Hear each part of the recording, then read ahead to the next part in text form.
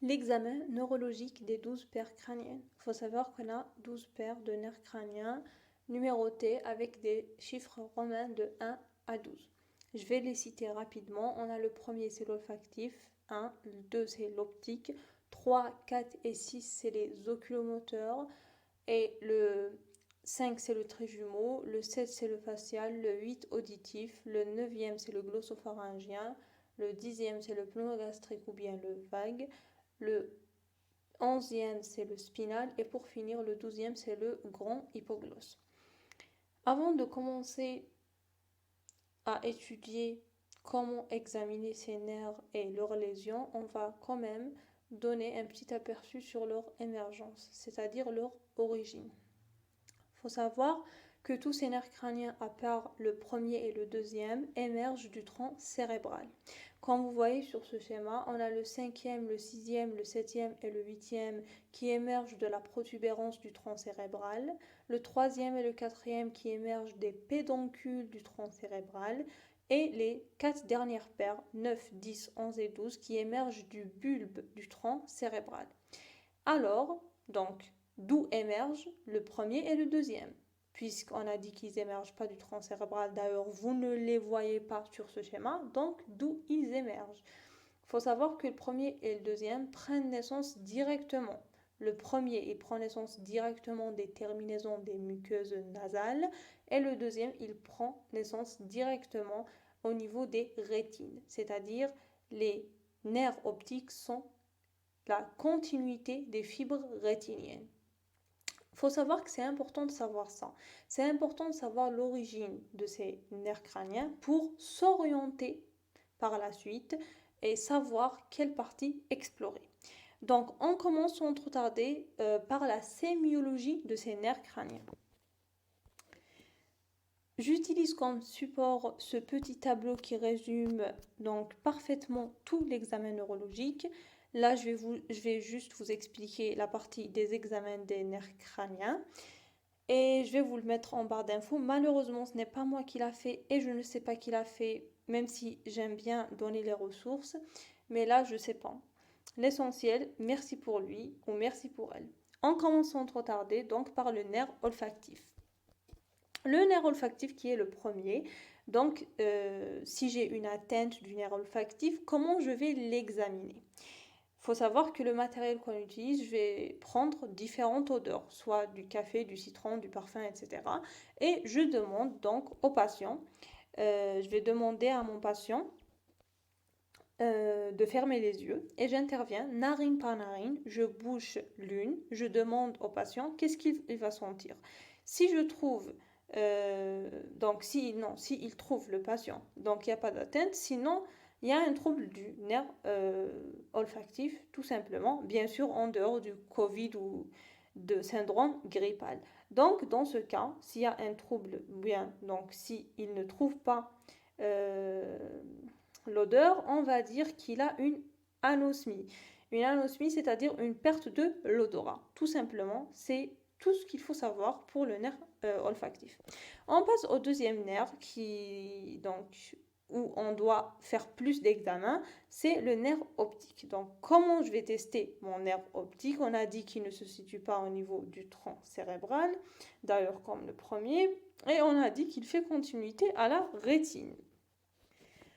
Faut savoir en premier lieu que le nerf optique il est formé par la réunion de tous les agents et neurones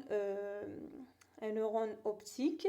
Donc on a l'œil droit et l'œil gauche. Et il faut savoir que sur le côté bilatéral et nasal, il y a une jointure. Il y a une jointure, il y a un croisement au niveau du chiasma optique.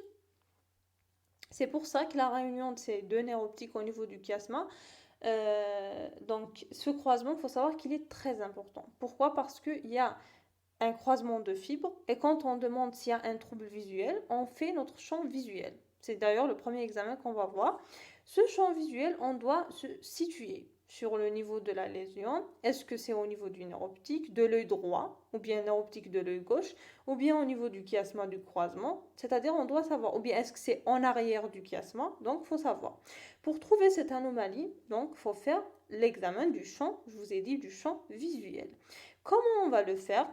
il est écrit ici. Donc, comment on va le faire? On demande au patient de fixer le regard droit et on va faire bouger un objet, soit donc un stylo ou bien même votre main, et vous faites donc dessiner ou bien mentionner sur la feuille ce qu'il voit et ce qu'il ne voit pas. Est-ce qu'il voit ceci, il ne voit pas cela, etc. Une fois qu'on a terminé avec les deux yeux, donc on va voir est-ce qu'il y a une amputation d'un champ total, c'est-à-dire un œil complet, ou bien donc on a juste une hémianopsie, c'est-à-dire juste un petit champ. Donc soit temporal, soit nasal, soit bitemporal. Tout ça, c'est par l'examen du champ visuel.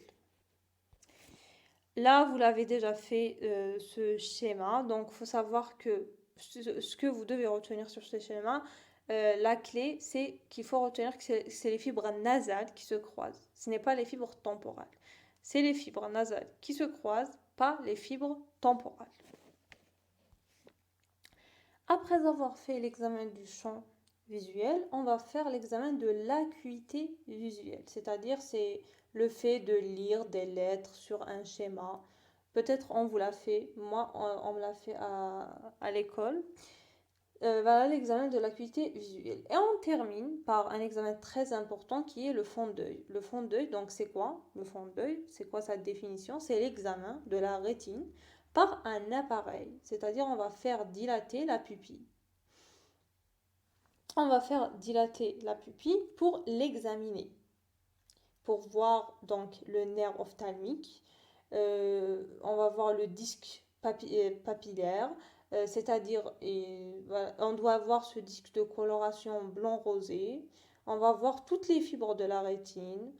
On va voir toutes les fibres de la rétine et on va voir est-ce que c'est bien coloré, est-ce qu'il n'y a pas d'œdème papillaire, etc. Et on va voir tout ça. Car on a dit que toutes les fibres de la rétine, c'est-à-dire quoi? C'est-à-dire le nerf optique, on a dit qu'il s'abouche au niveau, à ce niveau, il s'abouche, toutes les fibres du nerf optique s'abouchent au niveau de la rétine.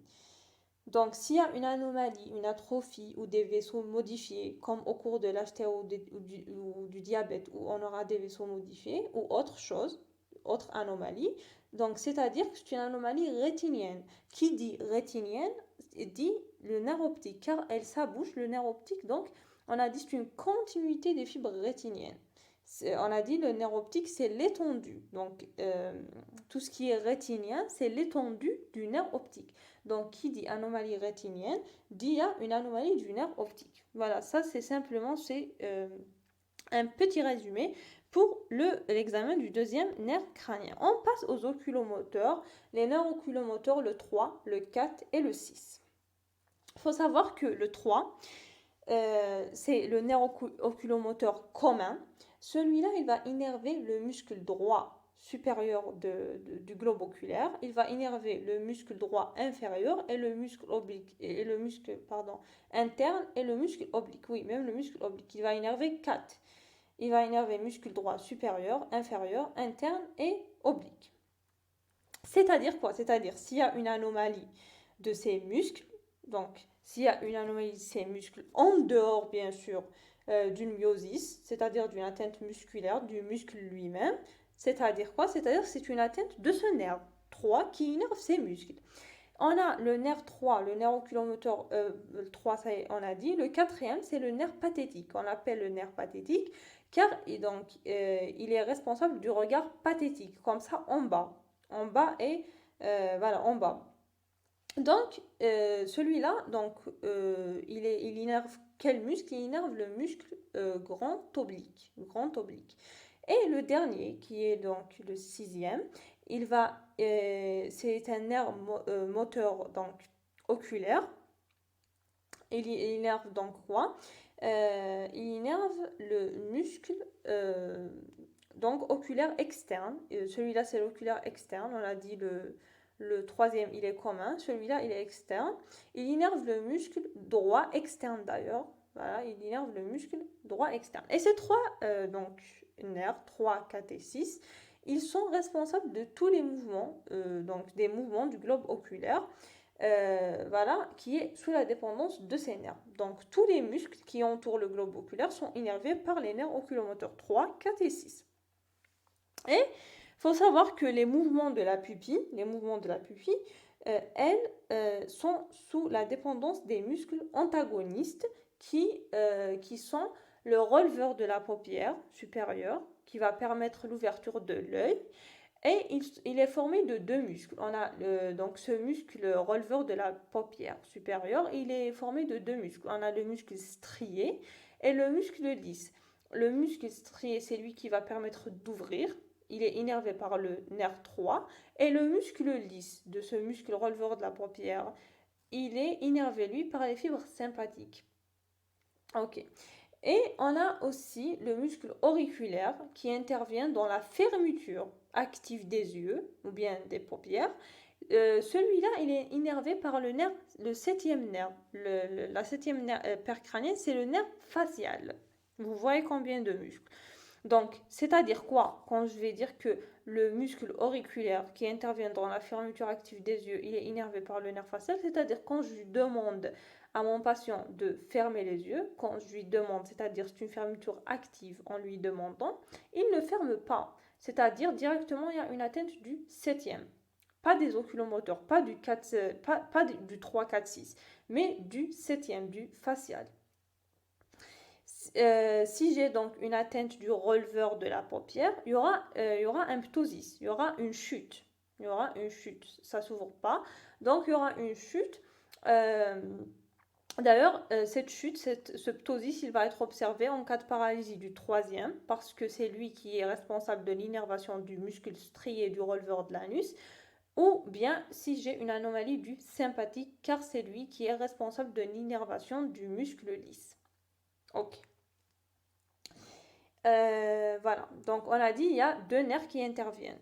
Je me répète, il y a le nerf sympathique et il y a le nerf, il y a le sympathique en général et il y a le nerf 3, le nerf oculomoteur commun qui intervient dans l'innervation de la paupière. Il y a aussi le septième pour la fermeture des yeux. Ok, maintenant on va passer à la motilité.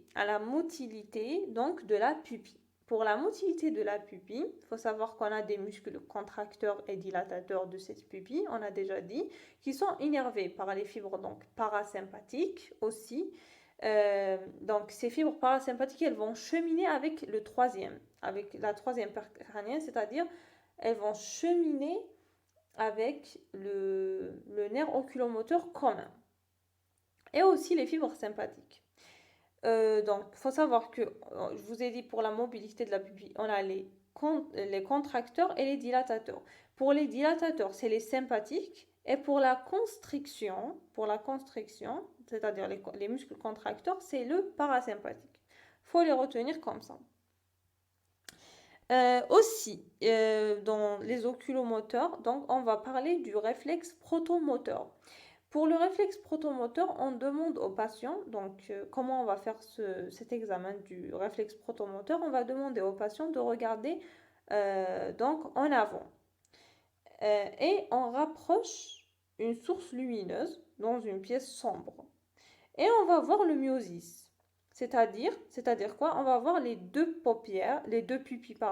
pupilles qui vont se fermer. Là, c'est le parasympathique qui dans ce myosis. Par contre, le réflexe pupillaire, donc le réflexe protomoteur pupillaire, c'est un réflexe d'accommodation qui va intervenir pour fixer les objets éloignés qui se rapprochent. C'est dans ce cas-là qu'il va intervenir.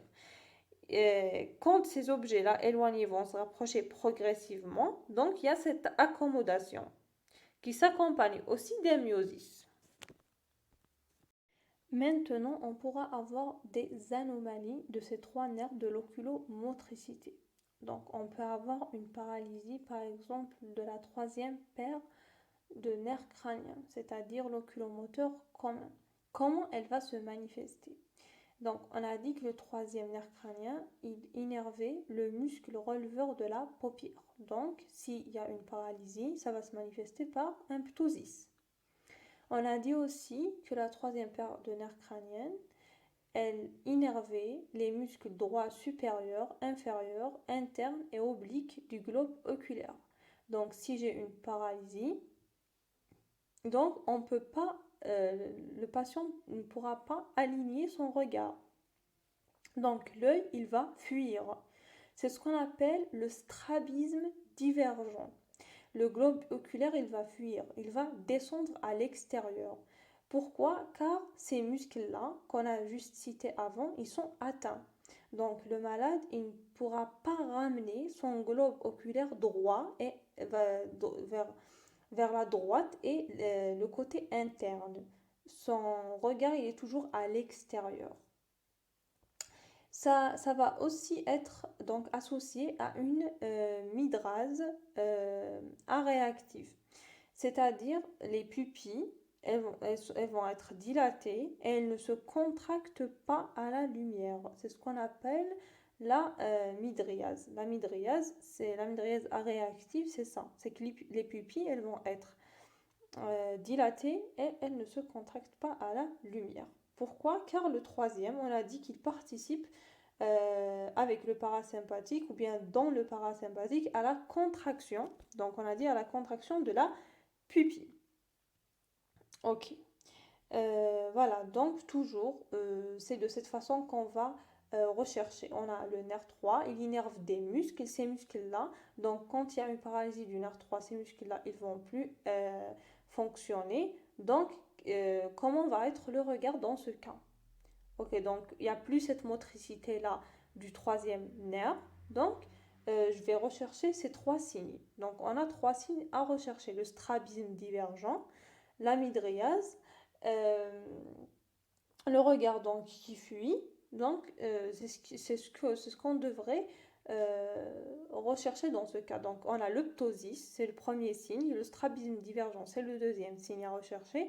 Et on a la midriase aréactive, c'est le troisième signe à rechercher si j'ai une atteinte de la troisième paire de nerfs crâniens. Maintenant, si j'ai une paralysie du quatrième, c'est-à-dire euh, toujours oculomoteur, on a dit le pathétique. Cette paralysie, elle va entraîner quoi? Déjà, elle va entraîner une diplopie verticale dans le regard. C'est-à-dire quoi? Une diplopie verticale dans le regard. Donc, on aura un regard vers le bas et le côté. C'est-à-dire le patient, il va, quand je dis une diplopie, c'est-à-dire deux, c'est-à-dire double. Le patient, il va avoir une image double en verticale. C'est pourquoi on parle d'une diplopie verticale. Donc, pour compenser ça, le sujet, il va faire comment? Il va incliner sa tête et il la tourne vers le côté sain. Pourquoi? Donc, pour essayer de compenser ce déficit. Donc, si j'ai une paralysie du quatrième, je cherche un seul truc qui est la diplopie verticale, c'est tout. C'est-à-dire une image, le patient, il va avoir une image en double, en verticale. Maintenant, on passe à la dernière paire des oculomoteurs, c'est la paralysie du sixième. La paralysie de l'oculomoteur externe, donc j'aurai ici toujours une diplopie, mais qui n'est pas verticale. Cette fois, elle va être horizontale. Toujours donc une image en double, mais en horizontale. C'est toujours à cause du strabisme. Et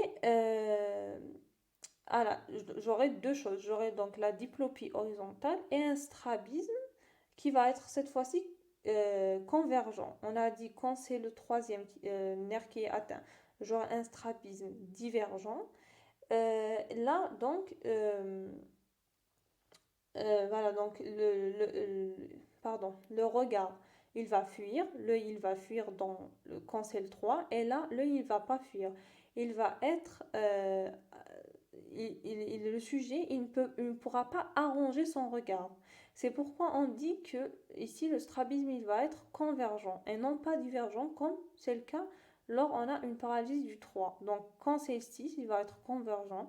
Le sujet, il ne pourra pas arranger son regard.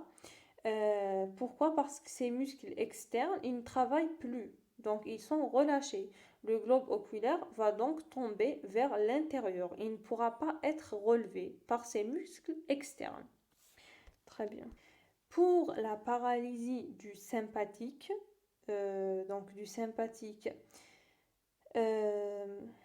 cervicale supérieure, elle va réaliser le fameux syndrome de Claude Bernard Horner. Donc, vous auriez un rétrécissement de la fente palpébrale avec un ptosis modéré, une énophtalmie avec un myosis. On l'a déjà fait durant la première unité. On a aussi le signe d'Argyll Robertson. Ce signe, c'est quoi? C'est un signe donc de syphilis. C'est quoi le syphilis? C'est une infection bactérienne sexuellement transmissible.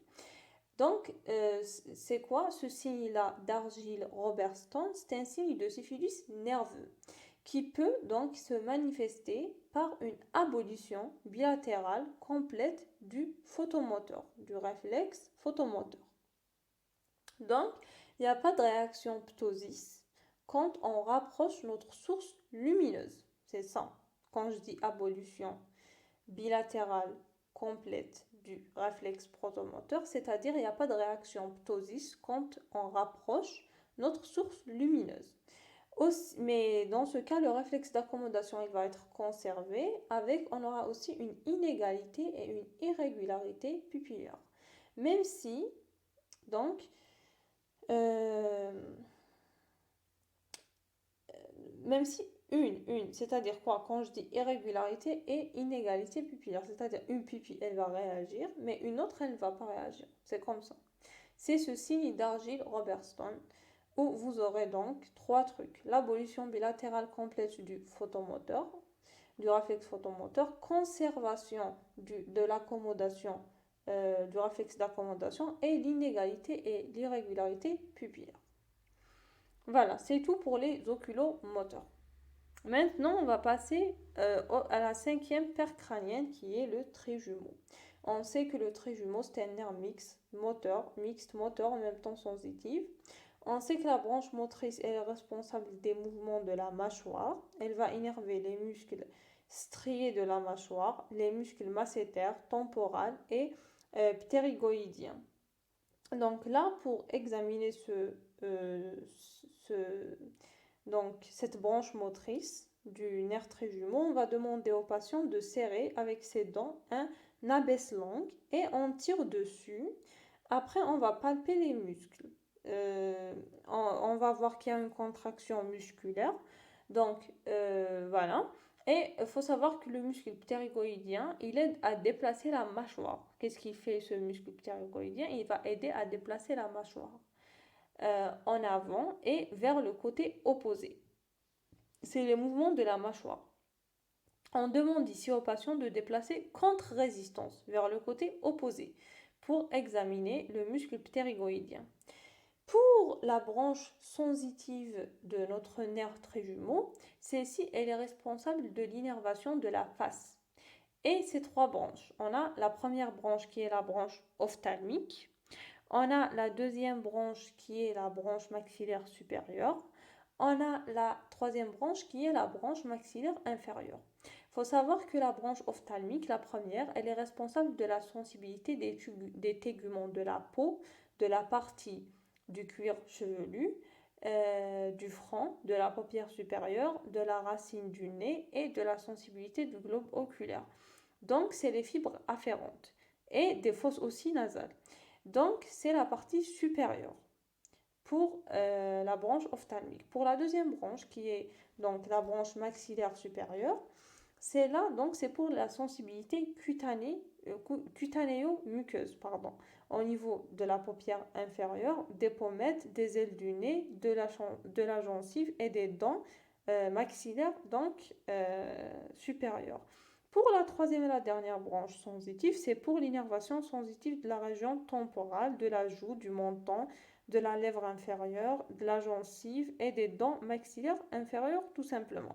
Pour l'exploration de ces branches sensitives du nerf trijumeau, donc comment elle se fait cette exploration? Elle se fait avec un bout de coton. Donc on demande au patient est-ce qu'il y a une sensation tactile? Aussi avec des tubes de chaleur et de froid, et également pour l'exploration de la douleur en le piquant pour voir est-ce qu'il y a une atteinte ou pas. Ok. Maintenant, donc c'est bon pour le trait jumeau, on passe à la septième nerf crânienne qui est le nerf facial. Il est aussi mixte, donc il est sensitif et en même temps moteur. Pour le nerf facial moteur, faut savoir qu'il innerve toujours les muscles de la face, donc toujours partagés en étages supérieurs donc, et inférieurs. On a les territoires faciaux supérieurs et inférieurs. Il faut savoir que si on a donc une atteinte du nerf facial supérieur, on a un effacement, un vide du front. C'est important car il faut distinguer une paralysie faciale périphérique d'une paralysie faciale d'origine centrale. La paralysie faciale périphérique, elle donne cette atteinte supérieure et inférieure. Par contre, la paralysie faciale d'origine centrale, dans ce cas, il n'y a pas d'atteinte de l'étage supérieur. Aussi, donc pour la paralysie faciale périphérique, dans cet étage supérieur, aussi on aura un élargissement de la fente palpébrale, l'impossibilité de fermer l'œil, c'est ce qu'on appelle le signe de Charles Bell. Donc quand on demande au patient de fermer l'œil, de, de l'atteinte qui est atteint, le côté qui est atteint, de la paralysie faciale périphérique, donc de l'atteinte donc, du facial, c'est impossible. Donc il y a toujours l'ouverture de l'œil. C'est le signe de Charles Bell. Et aussi, on a donc l'abolition du réflexe cornéen. Donc le réflexe cornéen, il n'est pas présent. Ok. Voilà, et à l'étage inférieur, on aura quoi? On aura déjà le signe de Babinski, c'est-à-dire le possier du cou ne se contracte pas à l'ouverture contrariée de la bouche. À l'étage inférieur, vous avez aussi un effacement du pli nasogénien, c'est-à-dire on a un pli entre le nez et la bouche. Ce pli-là, il n'est plus présent. On aura aussi une chute de la commissure labiale, donc vous allez trouver une chute du côté atteint. Et quand vous demandez au patient de souffler ou de gonfler ses joues, il ne peut pas. Il ne peut pas le faire. Il ne peut pas donc contracter ses muscles car il y a une atteinte du facial moteur. Et pour faire donc la distinction entre la paralysie, je vous ai dit faciale périphérique et la paralysie faciale centrale car c'est important de retenir ça. Donc, il faut savoir que lors de la paralysie centrale, c'est plus les muscles de la loge inférieure qui sont atteints quand c'est central. Il n'y a pas d'atteinte des muscles de la loge, donc on a dit de la loge supérieure, à l'opposé de la périphérique. Et là, il n'y a pas le signe de Charles Bell. Voilà, Charles Bell, le signe de Charles Bell n'est pas présent dans, on a dit, dans l'atteinte centrale. Ok. À l'opposé de la périphérique. Voilà. Ok. Pour finir avec le facial, il y a aussi un nerf qui dérive du facial. C'est ce qu'on appelle l'intermédiaire de Wurzburg. Donc cet intermédiaire-là, il va posséder trois fonctions. Il a une fonction sensitive, qui est responsable de la sensibilité du conduit auditif externe et du pavillon de l'oreille. Il a la deuxième fonction qu'il a, c'est la fonction sensorielle. Cette fonction sensorielle, elle est responsable de la sensibilité des deux tiers antérieurs de la langue, c'est-à-dire si j'ai un problème à ce niveau au niveau de cette fonction sensorielle, il y aura un problème de goût. Le patient, il aura une agueusie. Une agueusie, il aura probablement ça. Et l'agueusie, donc c'est-à-dire un problème au niveau du goût, c'est probablement lié à une atteinte du facial.